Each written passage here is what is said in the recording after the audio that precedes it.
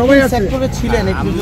আমরা চাকরিজীবী, আমরা তখন এক একজন এক এক রকম সেক্টরের সংযুক্ত ছিল, অনেকের অনেক সমগ্র বাংলাদেশ। কতজন অনুমান আপনি কি জানেন? 18,520 জন, 19 থেকে 20 জন সদস্য ক্ষতিগ্রস্ত। এদের মধ্যে বন্দী আছে কতজন? এখন আছে 834 আমাদের মূল দাবি জেলবন্দীবাদীদেরকে মুক্তি দেওয়া হোক। আমাদের উপর নির্যাতন যে করা হয়েছে, আমাদের উপর যে বিদ্রোহের তকমা লাগিয়ে দেওয়া হয়েছিল, এই তকমাটুকু দেওয়া হোক, যেন আমরা আসলে বিদ্রোহে আমরা নির্দোষ। এই জিনিসটি আমাদের মূল দাবি হলো 3টা। 1 নম্বর দাবি হলো পিলখানার 57 জন সেনা অফিসার সহ 74 জনকে তারা পরিগণিতভাবে হত্যা করছে। এটা সুস্থ তদন্ত করে দোষী দায়ীদেরকে আইনের আওতায় এনে শাস্তি প্রদান করা। 2 নম্বর হলো যে আমরা যে 18,520 জন ক্ষতিগ্রস্ত হয়েছি, চাকরিচ্যুত হয়েছি, আমরা আসলে অপরাধী না, তাদেরকে চিহ্নিত করে চাকরিতে পুনর্বহাল করা হোক। এটা একটা সর্বশেষ সেটা হলো যে বর্তমান সরকার একটি আইন গঠন করে একটা কমিশন গঠন করছে। এই কমিশন গঠন করে সকলের ন্যায় বিচার আদায়ের জন্য, ন্যায় হক হওয়ার জন্য একটা কমিশন গঠন করেছে। বিচারটাকে আবার পুনরায় ব্রিটিশ সরকার যে বিচারটা করছে এটা বৈধ না, এটা ঠিক না, এটা বিচার নামের অবিচার করছে, সেটাকে পুনরায় বিচারাধীন করে সুস্থ করে যারা নিরপরাধ তাদেরকে মুক্ত করা এবং যারা অপরাধী তাদেরকে শাস্তি প্রদান করা। কিন্তু সরকার এটাকে বাধাবাধ্যকতা দিয়ে দিচ্ছে 2 নম্বর কলমে 19 নম্বর অনুচ্ছেদে, যে আগে ব্রিটিশ সরকার যে বিচারটা করছে সেটাকে অক্ষুণ্ণ রেখে আরও কোনো লোকের সাথে সম্পৃক্ত হয় কিনা তা তদন্ত করার জন্য। তাইলে এই স্বাধীন নামের অবমাননাগুলো স্বাধীন নয় তারা।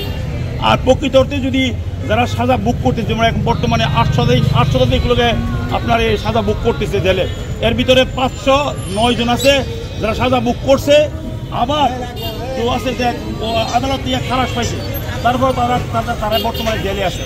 তো এই যে অমানবিক বিচার, এটা তাদেরকে যদি মুক্তি দেওয়া হয় এবং এই 2 অনুচ্ছেদ যেন বাতিল করে অপরাধীকে শনাক্ত করা হয়, নিরপরাধীকে মুক্ত করে এবং যারা চাকরিতে সকলকে চাকরি।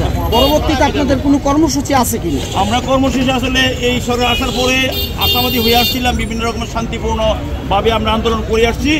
পরবর্তী আন্দোলন হলো আমরা নিরীহ, আমরা শান্তিপূর্ণভাবে, আমরা যদি সুশৃঙ্খল একটা বাহিনীর সদস্য, আমাদের শৃঙ্খলা প্রদর্শন করা হলো সরকারের কাছে আমাদের চরিত্র বৈশিষ্ট্য। তো আমরা শৃঙ্খলাভাব দিয়ে করে আসবো। যদি শেষ পর্যন্ত সরকার আমাদের অনুকূলে কোনো বিচার না করে, ন্যায় বিচার না দেয়, আমরা জীবন্ত অবস্থায় কাপড় করার পরে হলেও যে কোনো জায়গায় অবস্থান করতে এবং মৃত্যুমুখী যেতেও আমরা সর্বসমর্থ হয়ে আছি।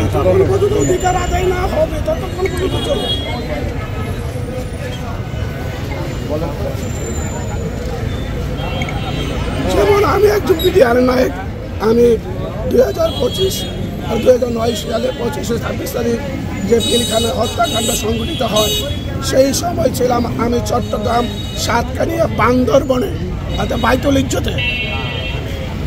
সেই ঘটনা অর্থাৎ পিলখানা ঘটনাকে কেন্দ্র করে সরকার নতুন আইন জারি করে সামরিক কোর্ট বানিয়ে, বাহিরের 18টি সামরিক কোর্ট বানিয়েছিল, যেই কোর্টের মাধ্যমে প্রায় 18,000 বিডিআরকে বিভিন্ন মেয়াদে চাকরিচ্যুত, জেল এবং জরিমানা করেছে। হয়তো আপনারা শুধু পিলখানা সম্বন্ধে জানেন না, পিলখানার বাইরে 18টি বিশেষ আদালত গঠন করছিল, যেটা নাকি কোনো সরকারের পক্ষে এটা বৈধ ছিল না, অবৈধ। এই ব্রিটিশ সরকার বিডিআরের নিজস্ব আইন থাকা সত্ত্বেও আমাদেরকে নতুন আইন প্রজ্ঞাপন, নতুন আইন জারি করে 18টা কোর্ট বানিয়ে আমাদের 18,000 বিডিআরকে বিভিন্ন মেয়াদে, কারো 7 বছর, কারো 5 বছর, কারো 6 বছর, এইভাবে সশ্রম কারাদণ্ড এবং জরিমানা করেছে, চাকরিচ্যুত করেছে। এখন দাবিটা কি আপনাদের? আমাদের যারা নিরপরাধ, যারা এই জুলুমের শিকার, তারা যাতে পুনরায় আমরা চাকরিতে ফিরে পাই এবং ক্ষতিপূরণ পেতে পারি, তার জন্য আপনাদের মাধ্যমে সরকারের কাছে আমাদের আকুল আবেদন যাতে এটা করা হয়। কিন্তু বর্তমান সরকার আন্দোলনের মুখে যে বিশেষ তদন্ত কমিশন গঠন করেছে, সেইখানেও একটা শুভঙ্করের ফাঁকি রেখেছে, যে যার জন্য আমাদের এই কমিশন নতুনভাবে গঠিত করা হয়েছে। এই কমিশনে আমাদের জন্য কিছুই রাখা হয় নাই। 2 নম্বর, তারপরে 2 নম্বর, 15 নম্বর কলমে বলা হয়েছে যে ফ্যাসিস্ট সরকার যাদেরকে দোষী সাব্যস্ত করিয়াছে, যাদেরকে জেল দিয়েছে তারা জেলেই থাকবে, যারা দোষী হয়েছে তারা দোষী হবে। তাহলে তদন্ত কমিশন কামটা হলো কি? আগের সরকারের যে আইন ওইটাকে বহাল রেখেছে বর্তমানে। যে বিচার, যে তদন্ত, সেই তদন্তকে অক্ষুণ্ণ রেখে নতুন করে তদন্ত করতে বলছে। আমাদেরকে বাদ দিয়ে আমরা যারা চাকরিচ্যুত হয়েছি, আমরা যারা জেলে আছি, আমরা সেটার আওতাভুক্ত নয়, আমরা আওতার বাইরে। তাহলে এই আন্দোলন করে সরকারের কাছে, জনগণের কাছে দাবি করে যে কমিশন গঠন করলাম, তাহলে আমাদের এই কমিশন করার কি মূল্য রইল? আমাদের জন্য আমরা কি পেলাম? আমরা কিছুই পেলাম না। কাজে এই দ্বারা বাতিল অবশ্যই করতে হবে। আর যতক্ষণ পর্যন্ত এই দ্বারা বাতিল না করে আমরা যাতে যতক্ষণ পর্যন্ত পুনরায় চাকরিতে বহাল না হতে পারে, ততক্ষণ পর্যন্ত আমরা রাজপথে থাকবো। ইনশাল্লাহ এর কোনো ব্যত্যয় হইবে না। আচ্ছা, আপনারা যে নরসিংদী জেলায় আজকে যে পদক্ষেপটা নিলেন, এরকম আপনাদের সাথে সংযুক্ত আরো সহকর্মী 64 জেলায়, আমাদের মতন 64 জেলায় বিডিআর এইভাবে মানববন্ধন করে আসতেছে। একযোগে 64 জেলায় আমরাও চাই এর নিরপেক্ষ একটা সমাধান হোক। আর আগের সরকারের এটা তো অক্ষুণ্ণ থাকতে পারে না, এটা কখনোই। তাহলে আর দরকারটা কি? এটাই আমরা যে নতুন কমিশন চাইলাম, নতুন করে এটা একটা সমাধান রাস্তা খুঁজে বাই করার জন্য রাস্তা বাই করতে বললাম। সরকার রাস্তা বাই করে রাস্তা বন্ধ করে রাখলো, এটা তো হলো না। আর আপনাদের উপরের পর্যায়ের যে নীতি নির্ধারক, তাদের সাথে কি এটা নিয়ে কোনো মানে পজিটিভ কোনো আলোচনার দিকে গেছে, নাকি আপনাদের এটা কোনো পাত্তাই দিতেছে না? আলোচনা করেছি, স্বরাষ্ট্রমন্ত্রীর কাছে আমরা অবগত করেছি, প্রধান উপদেষ্টাকে অবগত করেছি। আমাদের বিডিআর মহাপরিচালক তাতে এমন কোনো কর্মকর্তা নাই যাদেরকে এই ব্যাপারে অবগত করাই নাই। কিন্তু আমাদের এই অবগত করানোর পরও আমাদের কোনো টাকা সরকার দিচ্ছে না। তাদের পক্ষ থেকে কোনো আশ্বাস বা কোনো ইঙ্গিত, কোনো কিছুই না। তারা খালি শুধু আমরা এই দিয়ে বসবো, দেখবো, দেখতেছি, এইভাবে তারা দিন অতিবাহিত করতেছে, কিন্তু কাজের কাজ কোনোটাই করতেছে না। কারণ আজকে 16 বছর যাবৎ যে লোকগুলি জেলা আছে, আপনারা একটু বিচার করে দেখেন, আর যদি দোষী হয় তাহলে তাকে ফাঁসি দেন, কিন্তু নির্দোষ হলে তাকে ছেড়ে দেন। 16 বছর কেন তাকে জেলে বিনা বিচার আটকে রাখবেন? বিচার করতে 16 বছর লাগে, এটাই তো কথা। তার জীবনের মূল্যবান 16 বছর তার ফিরে আসবে না। এবং 16 বছরের মধ্যে বিচার করে আপনারা যে রায় দিয়েছিলেন একজনের 10 বছর, 5 বছর, সেই সাজার মেয়াদ উত্তীর্ণ হয়ে গেছে। এখন আপনারা কোন আইনে তাকে জেলে বন্দী করে রেখেছেন? আমরাও এর উত্তর চাই। মগের মূল্য পাওয়া গেছে। আমরাও এর উত্তর এই চাই। আন্দোলন করে সরকারকে বসাইছিলাম, এই হাজার হাজার শহীদের রক্ত, ছাত্রদের রক্তের বিনিময়ে যেই স্যার আপনি বসছেন, এর জন্য কেই বসাইছিলাম আপনাকে? এর জন্য বসানো হয় নাই। আমাদের এই রক্তের অবশ্যই অধিকার আদায় করে দেব এবং করবো ইনশাল্লাহ। ইনশাল্লাহ, ধন্যবাদ আপনাকে।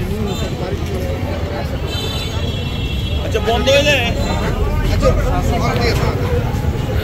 তো দর্শক বন্ধুরা, শুনতে পাচ্ছিলেন যে মানুষের আবেগ বা ভেতর থেকে যে একটা বলে না যে জ্বালাময়ী বক্তৃতা, না এটা তো বক্তৃতা হতে পারে না, তাদের মানে নিজের যে ভুক্তভোগী, হ্যাঁ, তাদের ভেতরের যেই কথাটা, সেটা এভাবেই যখন একটা বলে না আশা পেয়েও যখন আর আশা পায় না, তখন এরকম একটা অবস্থা হয়। তো আজকে আমরা এখন আপনাদের সাথে ছিলাম নরসিংদী জেলা থেকে, নরসিংদী প্রেস ক্লাবের সামনে। তো দেখতে পাচ্ছেন যে এখানে কি পরিমাণ যানজটের শুরু হয়ে গেছে। এটা এমনিতে আমাদের নিত্যদিনের চিত্র বলা যায়, যখন কোর্ট কাচারি থাকে এরকমটা হয়ে যায়। আর বিশেষ করে কোনো মানববন্ধন বা এরকম কিছু হলে কিছু সময়ের জন্য পরিস্থিতিটা সেটা এরকম হয়ে যায়। আমি আপনাদেরকে একটা ডিফারেন্ট, একটু আলাদা করে এটার সাথে অ্যাড করে দিচ্ছি যে ওনাদের যে একটা যে দাবিসমূহ, সেটা একটু ডিটেইলে বলার চেষ্টা করছি, সাথেই থাকুন। আর অবশ্যই ভিডিওটি লাইক দিয়ে শেয়ার করে দিন, এটা অবশ্যই প্রচার প্রসারের প্রয়োজন আছে এবং যথাযথ ব্যবস্থা অবশ্যই কর্তৃপক্ষ নেবেন। ওনাদের যে দাবি সমূহ ওনারা এখানে একটা লিফলেট বা যাই বলেন এটা খুব সুন্দরভাবে দেওয়ার চেষ্টা করছে। পিলখানা হত্যা মানে আমরা তখন আমাদেরও অনেক বয়স কম ছিল, মানে এটা পুরোই আলোচিত একটা ইস্যু। তো এখানে কি লিখছে ওনারা দেখি। 2009 সালে ক্ষতিগ্রস্ত বিডিআরের পক্ষে দেশবাসীর প্রতি আহ্বান। সর্বনিম্ন সর্বস্তরের জনগণ, দেশবাসী ও ছাত্র জনতা, আসসালামু আলাইকুম। মানবাধিকারের প্রতি শ্রদ্ধাশীল থেকে পিলখানা নির্মমভাবে হত্যাকাণ্ডের পরিকল্পনাকারী, ইন্ধনদাতা সহ প্রকৃত হত্যাকারীদের বিচার সহ আমরা এবং আমাদের দেশের 18 কোটি জনগণের প্রাণের দাবি। কিন্তু তৎকালীন সরকারের অবৈধ প্রজ্ঞাপনের মাধ্যমে গঠিত প্রহসনের 18টি স্পেশাল কোর্টে গণহারে গ্রেপ্তার ও অন্যায়ভাবে গণহারে সাজাপ্রাপ্ত সকল বিডিআর সদস্যদের পক্ষে এই দাবিসমূহ 3 দফা দাবি এখানে দেওয়া হয়েছে নিম্নে। তো প্রথমেই যেটা আছে যে পিলখানায় নির্মমভাবে হত্যাকাণ্ডে শিকার 57 জন সেনা কর্মকর্তা সহ, আমরা জানি 57 জন সেনা কর্মকর্তা তৎকালীন নিহত হয় হত্যাকাণ্ডে, এবং 57 জন সেনা কর্মকর্তা সহ মোট 74 জন হত্যাকাণ্ডের পেছনে দায়ী ব্যক্তিবর্গ এবং নেপথ্যের নায়কদের চিহ্নিত করে অতি দ্রুত দৃষ্টান্তমূলক শাস্তি নিশ্চিত করা এবং যে সকল বিডিআর সদস্যদের সাজার মেয়াদ শেষ এবং খালাসপ্রাপ্ত তাদের মুক্তি দিতে হবে। 2 নম্বরে আছে প্রহসনের 18টি স্পেশাল কোর্টের মাধ্যমে গণহারে গ্রেপ্তার করে যাদেরকে অন্যায়ভাবে চাকরিচ্যুত করা হয়েছে তাদের সবাইকে সরকারি সকল প্রকার সুযোগ সুবিধা সহ পুনরায় চাকরিতে পুনর্বহাল করতে হবে, যেটা বলছিলেন যে যারা ভুক্তভোগী। 3 নম্বরে আছে তদন্ত কমিশনকে স্বাধীন ও নিরপেক্ষ এবং নির্ভয়ে কাজ করার জন্য প্রজ্ঞাপনে উল্লিখিত 2 নংয়ের নং ধারা হত্যাকাণ্ড সহ সংগঠিত অপরাপর অপরাধে ইতোমধ্যে দায়েরকৃত মামলা এবং সংশ্লিষ্ট মামলায় অভিযুক্তদের দায় বা অপরাধ অক্ষুণ্ণ রেখে সংশ্লিষ্ট মামলায় অন্তর্ভুক্ত করা হয়নি এমন প্রকৃত অপরাধীদেরকে তদন্ত প্রক্রিয়ায় অন্তর্ভুক্তিকরণ অবশ্যই বাতিল করতে হবে। এই দাবি বাংলাদেশের 18 কোটি গণমানুষের দাবি। তো দর্শক বন্ধুরা, আমরা দেখতে পাচ্ছিলাম ওনাদের যে ডিটেল মানে লিখিত আকারে যেই দাবিসমূহ ওনারা এখানে এনেছেন, এবং শুরুতে তো আপনারা ওনাদের নিজের মুখে শুনতে পাচ্ছিলেনই যে বিষয়টা কীরকম কী অবস্থা। বিচার সম্পূর্ণ না হয়েও হয়তো কারাগারে আছেন, চাকরি হারিয়েছেন অনেকে এই ঘটনা সংশ্লিষ্টতার কারণে। তো তাদের জীবন থেকে 16 বছর চলে গেল, এবং তারা যদি এখন বেকসুর খালাসও পায়, তারা যদি বেকসুর খালাসও পায় তাহলে তাদের জীবন থেকে তো এটা হারিয়ে গেল। এক কথায় আমি যেটা বোঝাতে চাইছি যে তারা কোনোভাবেই আগের সরকারের আমলের যেই তদন্ত কমিশন এবং বিচার ব্যবস্থা যা কিছুই হয়েছিল সব কিছু রায় মানে কিছুটা হলেও যদি অক্ষুণ্ণ রেখে যদি করা হয় তাহলে এটা তো তাদের কাম্য না। এবং তাদের পক্ষ থেকে যে দাবি তোলা হয়েছে, শুনতে পাচ্ছিলাম যে সারা বাংলাদেশের 64 জেলায় বিভিন্ন জায়গা থেকে ওনাদের কমিউনিটি থেকে এটা বলা হচ্ছিল, কিন্তু তেমন কোনো আশ্বাস বা আসছে না। তো দেখা যাক এ বিষয়ে কি হয়, সত্য কোনটা যৌক্তিক কোনটা অযৌক্তিক আপনাদের উপরে ছেড়ে দিচ্ছি। আপনারাই এই বিষয়টা খেয়াল করবেন, কারণ এই সংক্রান্ত নিউজগুলো আমরা পাচ্ছিলাম যে এই যে যারা শহীদ পরিবার তাদের পক্ষ থেকেও পিলখানার যে হত্যাকাণ্ডের যাতে মানে একদম সুষ্ঠু বিচার হয় সে কারণে কিন্তু তাদের পরিবারের সদস্যরা যারা এতদিন ক্যামেরার সামনে কোনো সময় আসেনি, এই সরকার পতনের পরে কিন্তু তারাও মানে সামনে এসেছে এবং বিচার চেয়েছে সুষ্ঠু, কিন্তু সব কিছুই এখন দেখা যাচ্ছে যে মানুষ সেরকম আশ্বাস না পেয়ে যে যার মতো করে তার জায়গা থেকে একটা তাদের যে চাওয়া সেটা দাবি করছে। তো দর্শক বন্ধুরা, আসসালামু আলাইকুম। আজকে এখান থেকে বিদায় নিচ্ছি। আমি ছিলাম আপনাদের সাথে ল্যান্ডলোপার শৈশব। তো আমার ফেসবুক পেজ ফলো করুন এবং ইউটিউব চ্যানেল ফলো করুন। আমরা সবসময় চেষ্টা করি আমাদের সামনে চোখের সামনে চলতে ফিরতে এ ধরনের কোনো ঘটনা আমাদের আশেপাশের শহর গ্রাম উন্নয়ন ডেভেলপমেন্ট বা যাই বলেন ঘোরাঘুরি বিভিন্ন ব্লগের মাধ্যমে আপনাদেরকে দেখাতে। আশা করি আপনার ভালো লাগবে। তো ভিজিট করুন আমার চ্যানেলটি। এখানে বিদায় নিচ্ছি। আসসালামু আলাইকুম সবাইকে।